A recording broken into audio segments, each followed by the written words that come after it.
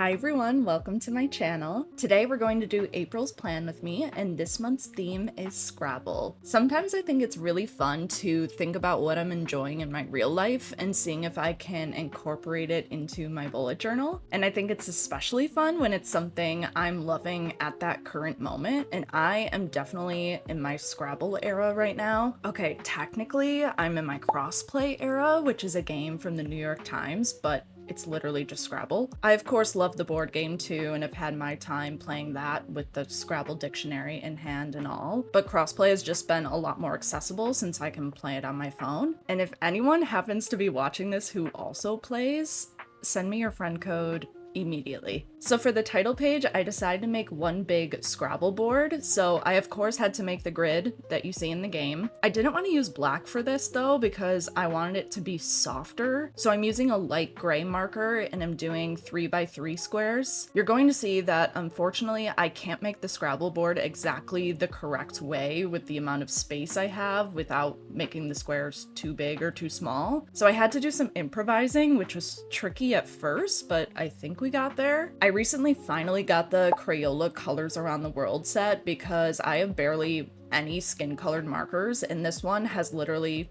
everything, which is amazing. But I actually ended up finding the perfect color that I wanted to use for the Scrabble tiles through this set. So I was really excited to use these for the first time and for once not struggle with finding the right shade despite having so many markers. Because I'm going with a softer vibe here, I just made the border a little darker with that marker and then colored the tile in with just one layer. And for all the double and triple letters and words, I took inspiration from a really cool Scrabble board that I found on Pinterest from Mackenzie Bailey and Company that had these bold yet pastel-like colors that really flattered each other. They described this board as oceanic, and I couldn't agree more. I feel like when we think of Scrabble, we think of browns and reds, and that just doesn't really fit my journal vibe. So I was really excited to find this color palette that suited me a lot more. I'm not copying placement or anything exactly, but I did try to color match as best as I could, finding that perfect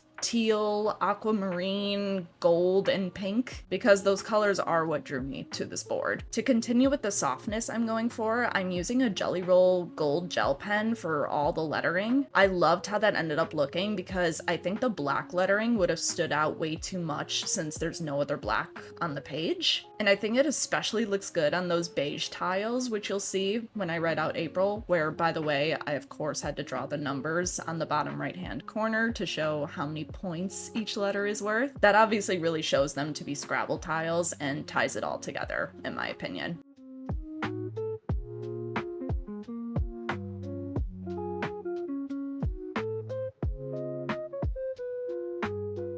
I'm coloring all the empty tiles in that even lighter color from the Crayola set to show that these tiles are part of the board too. I look for a color like this all the time where it is just the slightest touch of pigment, so I was so excited to find this to show even that tiny differentiation. To finish off the title page, I took a darker teal color to put a border around the entire thing to give it a true board game vibe, and of course put a star in the center tile to show that's where we start. And yes, I know the board does not make sense because there's no letter tile there, but it would have looked way too off-center if I put April there, so pretend you don't see that, Scrabble enthusiasts. And I put some light brown gingham washi tape, which obviously fits perfectly with this theme. Next is the habit tracker. I had this idea for both the habit and mood tracker to put the letter tiles on the rack you have during the game to spell out habits and moods. I used the same marker I used for the letter tiles earlier and then took this lighter brown shade for the rack, and I absolutely love how that turned out. Of course, I drew all my mini calendars for my habits this month. I thought it made sense to make my mini calendars an actual grid since the Scrabble board is a grid. I did end up using black for this because I don't want there to be absolutely zero black in this theme, since I'll be using black for my calendars and any writing that I do. But I did use a thinner black fine liner for this notes, this is the Pigma Micron in 01, so I still didn't want it to stand out, but I did want it to be present. I'm probably going to end up marking my habits with an X or maybe a star. I haven't fully decided, so let me know if you have any thoughts on that. In the bottom right corner, I'm just drawing a little pencil and a Scrabble score sheet. I wanted to keep the same color palette from the title page though, so I did my best with using colors that I think could make sense. It's a little goofy looking, maybe, but when you see the theme all together, it makes sense, so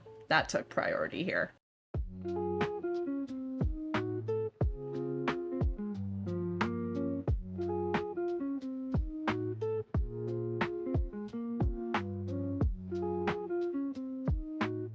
My mood tracker is pretty simple. I'm doing the same tile rack idea from the habit tracker, and then I'm going to draw 30 Scrabble tiles scattered throughout the page. I wanted to show you this simple hack in case you hadn't thought of it. If you're like me and have a hard time drawing something scattered throughout a page repeatedly but wanting them to be even, I literally just cut out a square on regular paper and use that as my tile template. So even though I have tiles facing in all different directions, I know they're all the same size. Personally, if it's not straight across where I can easily measure it out, it can just be hard for me to make something at a slant, for instance, so this square made it super easy. To track my mood, I decided to use colored stars. I didn't want to do letters because I didn't know how I could have made that make sense while also looking cute. I know that there isn't a star tile, but there is always a star in the middle of a Scrabble board, so it at least was still relevant.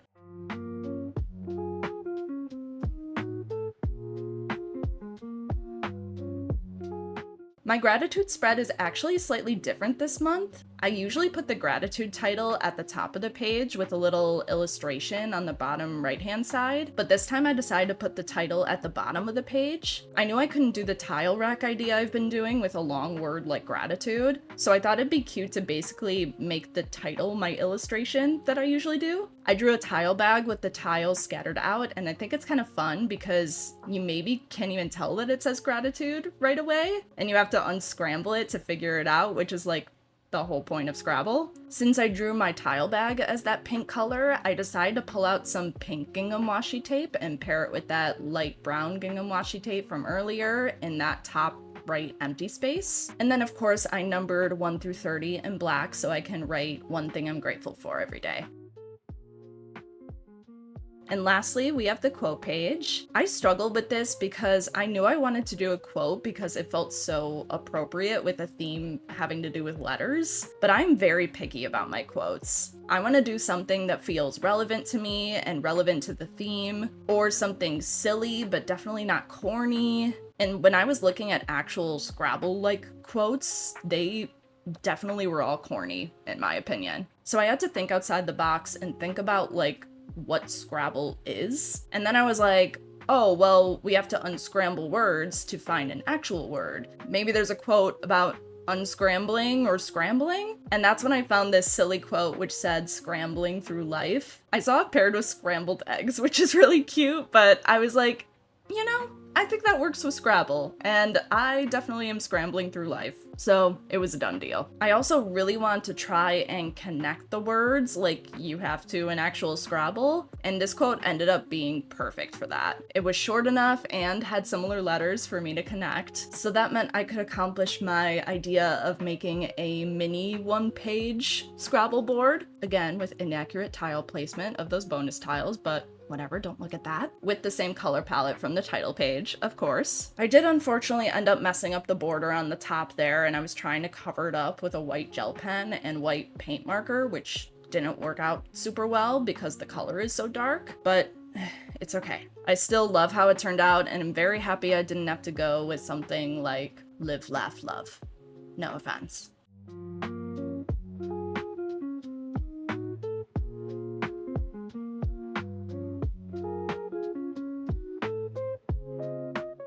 Here is the final flip through of April's Scrabble theme. I really, really love how this turned out. This is such a fun and easy theme that you could do so much with letters and numbers being a focal point in both Scrabble and bullet journaling. So give this theme a try. Let me know what you think of my spreads in the comments, and I'll see you in the next one. Bye!